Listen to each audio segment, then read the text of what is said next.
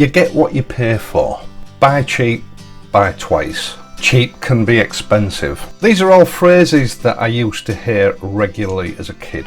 I come from an average working family background. We weren't poor, but then again we didn't have an awful lot of money. And the philosophy of my parents, the philosophy that was passed on to me, was to buy the very best quality you could afford and just have fewer things, because quality lasts, and in the long run you will reach your goal. You'll get everything that you want or you need. Now, it obviously wasn't just me that heard this as a kid, because I've found these comments have been repeated quite recently over the last few weeks in the comments section of various videos that I've produced. Now, this is a philosophy that's carried over into many aspects of my life, including my attitude as to what parts I fit to my bikes. Now, putting OEM manufacturers to the side for the moment, the way I see it, there are two types of accessory or custom parts producers in the world. There are those that don't really produce anything. They just troll the various trade sites, find some generic or knockoff product that's produced in the Far East at the lowest possible price. They buy a job lot in and they put their name to them. And then there's those that actually produce their own parts. And designing a part for a motorcycle from scratch is a monumental task. They have to buy an example of the motorcycle for a start. They have to measure it, scan it, spend weeks or months in CAD producing drawings, and that's before they even get to the stage where they can start designing parts. And off the top of my head, I can only think of 3 manufacturers worldwide that actually do it that way. One of them, of course, being MOTONE Customs. Now, wherever possible, I always like to try and fit a sump guard to my bikes. And it's got nothing to do with taking bikes off-road. It's got everything to do with providing the lower part of your engine with some degree of protection from the elements and from the stuff that's kicked up by the front tyre. And when I first got the T120, the only sump guard available was the original OEM Triumph sump guard. It wasn't cheap, I think it was about £120, but it is quite a simple affair. Not an awful lot to it. And the other major problem with it was that it had some large holes drilled in it for decoration. The only problem with this, of course, is that a lot of those things that you're trying to keep away from your engine just go straight through those holes onto your engine. Other than that, it's just a flat piece of metal with a sort of a float pressed into the middle of it. And after 3 years, it's starting to look a bit dog-eared. Not only that, copies of it have started to appear on the market, which in a way to me sort of devalues it. In fact, Triumph themselves have had to reduce the price recently in order to be competitive with copies of their product. Now, I think it must be 18 months ago that I first mentioned that MOTONE Customs had a sump guard going through the design stages, and I think I showed you a partial 3D print of it.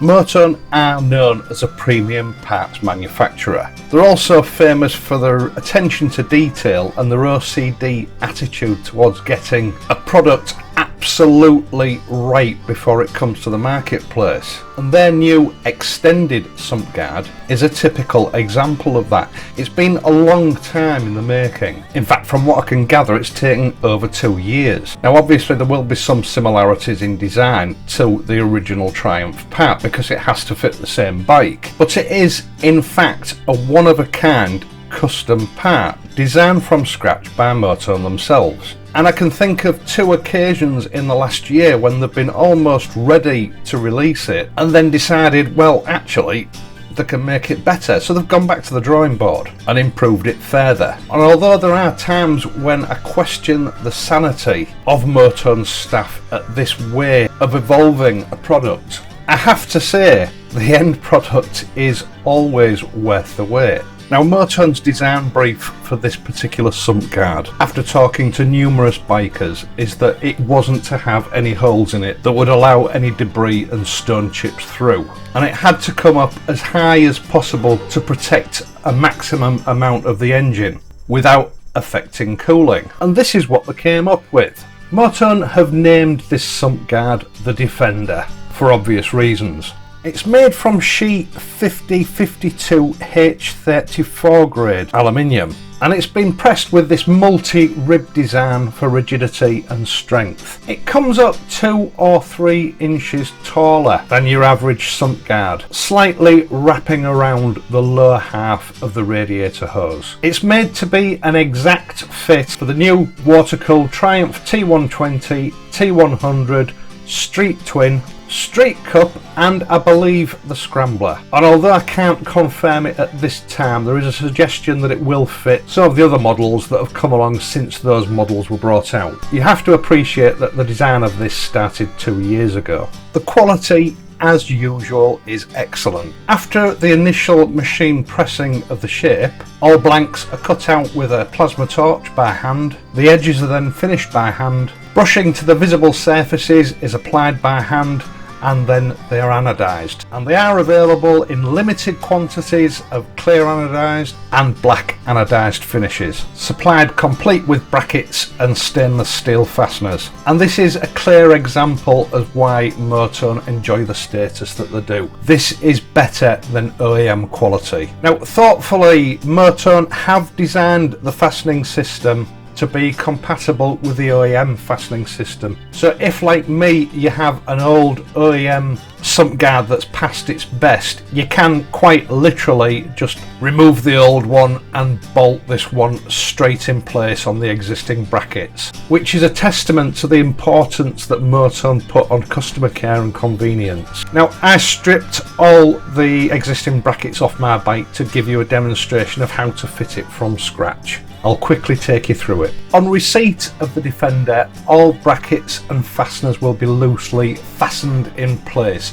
Make a note of how they go and then remove them all. Starting at the bottom front of the engine cradle, there are 2 brackets designed to take spire clips. Make sure these brackets are clean and smear a little bit of grease on them, and then slip your spire clips in place. It's also a good idea at this stage just to take your stainless steel fasteners and screw them loosely in to make sure that the spire clips are centered properly. It'll save you some hassle later on. Once you've done that, at the rear of the right hand engine cradle frame, there is a dedicated lug designed to take one of the brackets for a sump guard. Take the smaller of your 2 brackets and fasten it on the inside of the lug, with the longer end of the L-shaped bracket facing in towards the sump of the engine. Don't fasten it up too tight at this stage. A little bit of movement might be necessary to centre everything up. Now, on the left hand side of the engine cradle, just behind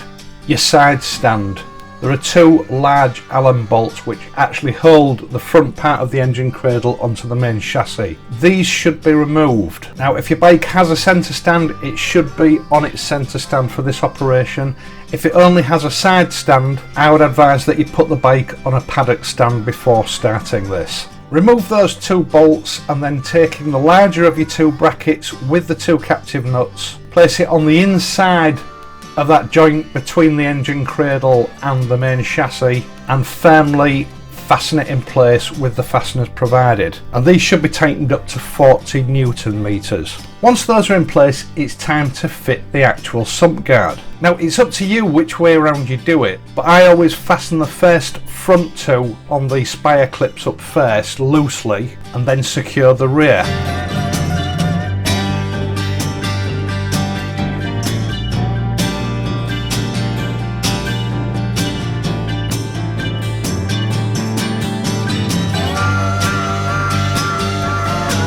Once everything's lined up, tighten the screws on the Defender plate up, and then go back to that smaller bracket on the right hand side at the rear of the engine cradle and tighten that up.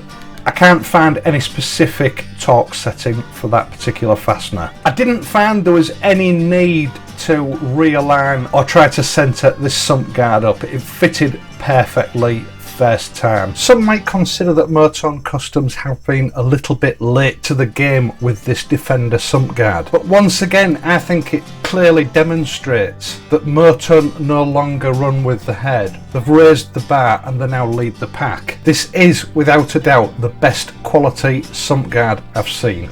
and I'll leave a link to the Defender on MOTONE's website in the video description down below. Once again, thanks for watching this video. I hope you've enjoyed it and you've found it useful. If you have, please leave a like and subscribe to this channel. I will be back on Friday as usual, so until then, ride safely and I'll see you soon.